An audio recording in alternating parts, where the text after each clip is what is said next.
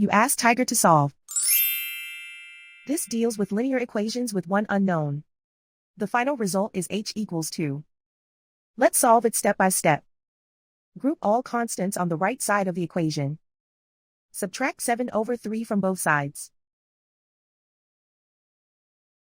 Combine the fractions. Combine the numerators. Reduce the zero numerator. Simplify the arithmetic.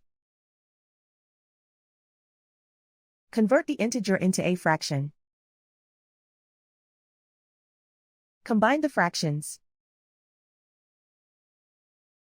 Combine the numerators. Isolate the h. Multiply both sides by 3. Group like terms. Multiply the coefficients. Simplify the fraction. Multiply the fractions. Simplify the arithmetic.